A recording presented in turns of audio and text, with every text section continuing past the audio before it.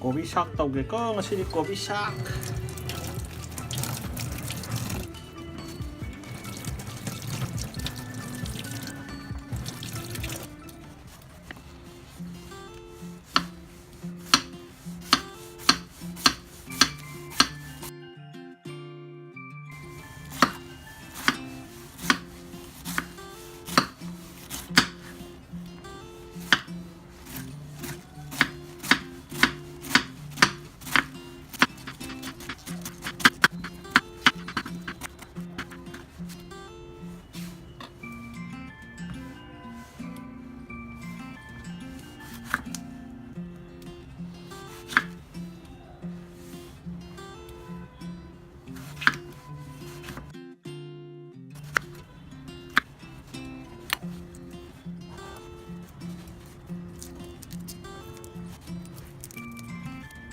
จะนำสมัยนักโคไปยังไงตัดซอวันนี้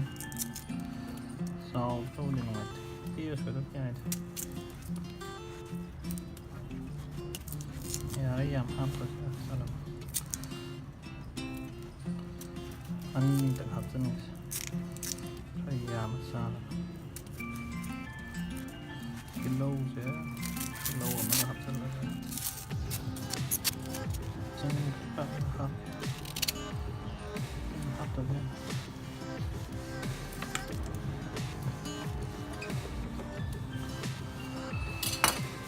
ทบปีหรือเปล่าสิ่งที่มากู้โคกเลยช่วยขับต้นมันเนี่ย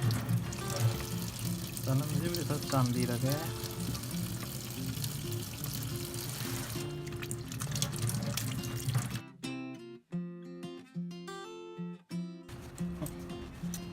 ลูเซียมาสมัยมากู้โคอาบ้าสมัยนั้นโคก็จะมาอย่างนั้นแหละสินะที่นี่นี่พยายามหาไปจะรู้ครับกังเงางานกังสวยอะไรยังไม่กันเลยดูสามพบที่ระบาดสมัย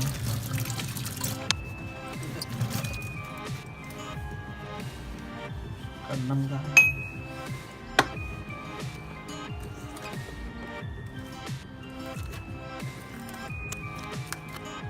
ก็อาจจะต้องมีอะไรเนี่ยนั่งกันมาหาถุยยามมันต้องมาชิมกัน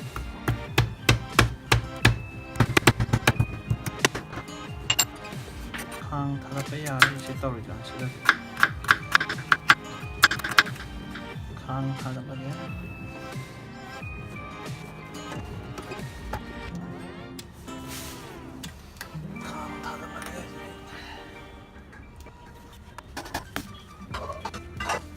สิข้างปาร์ทาร์นี่เป็นหน่วย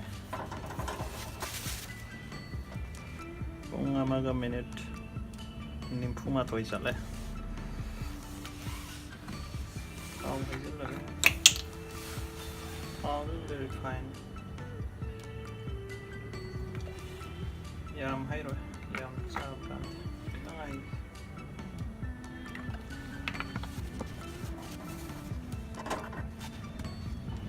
ทางยามสอบก็มาเลยไปดูเดี๋ยวที่ทุบไปประคังดีสปัตตาที่3แต่ไม่ถึงครับจนข้างไม่ชาร์จเลย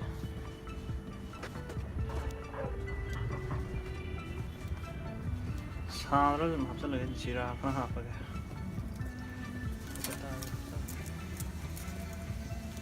ชาร์จไปชาร์จ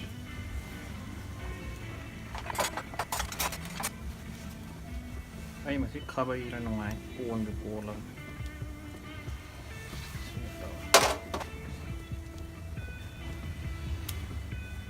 เราหัดเส้นดักขาเกมเนี่ยช่วงอัตนาแล้วก็นี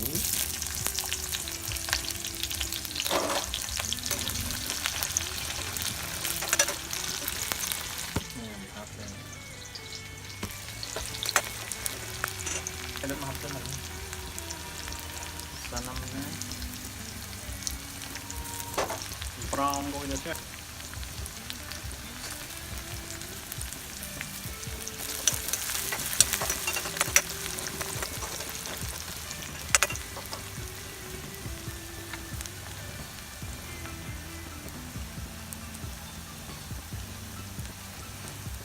Mây thôi mình thôi chất lượng sẽ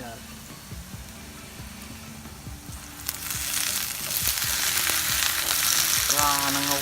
ra 5 năm mới hào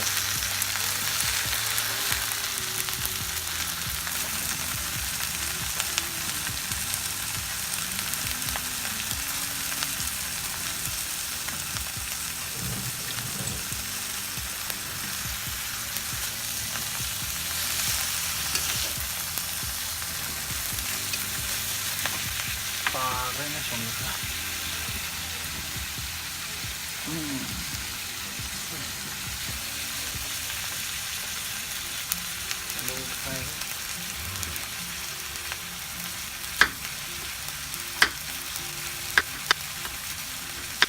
cái thang là của chúng ta tay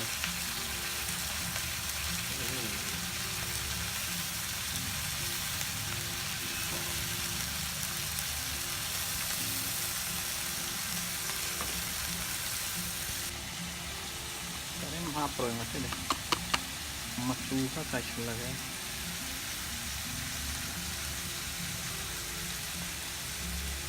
mau amat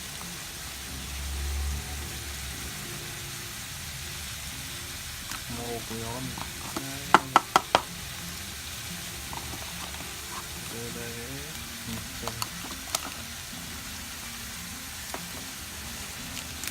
selesai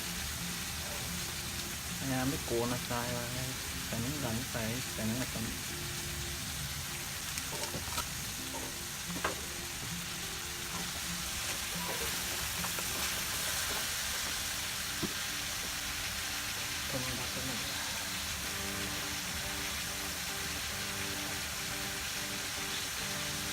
giờ mình có nhà mà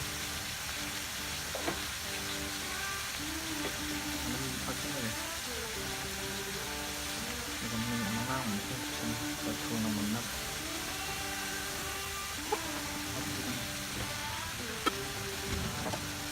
mình nó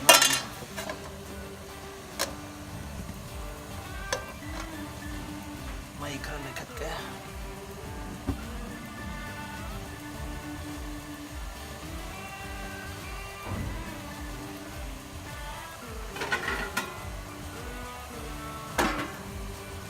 để ông thiên ở xin cô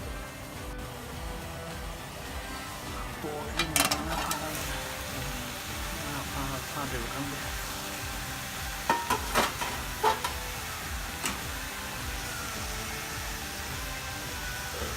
chỉ có một cái salon lên salon nó vào mặc tốt phải giống nhau với là chúng phải được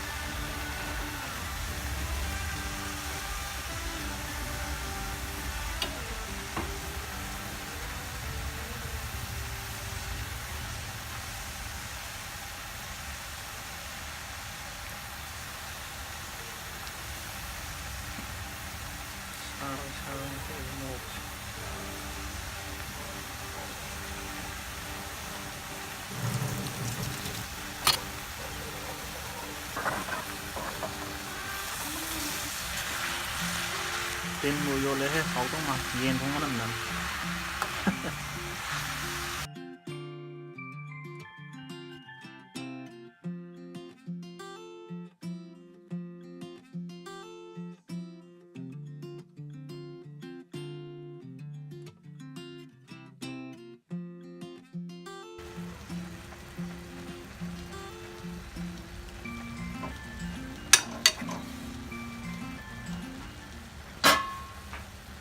mày lấy cắt làm này nó ngang tôi thầm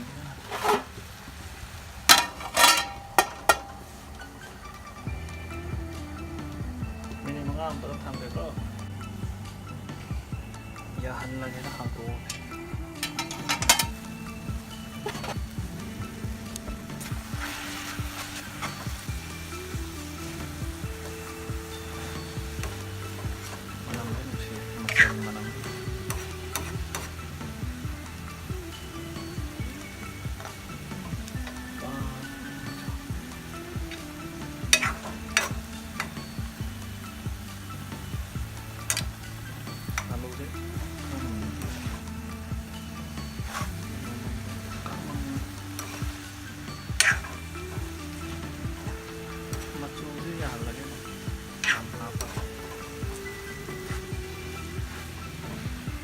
quật mình là cái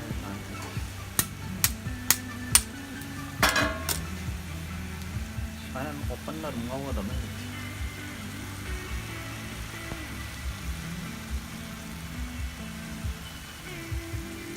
khang nó sẽ ăn thì này khang nó sẽ chỉ được cái răng hàu này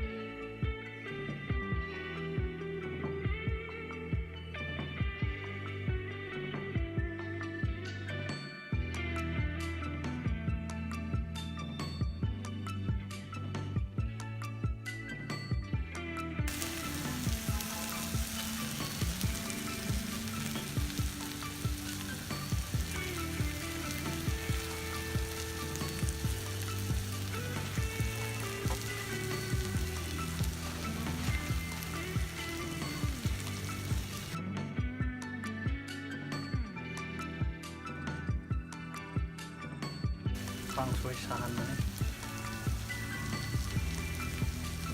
tadi gua dalam deh apa sih gua mai deh terang teman cắt lagi của mẹ em hỏng thôi cả số ca này thằng khang sẽ ca gì hỏng cắt lagi đây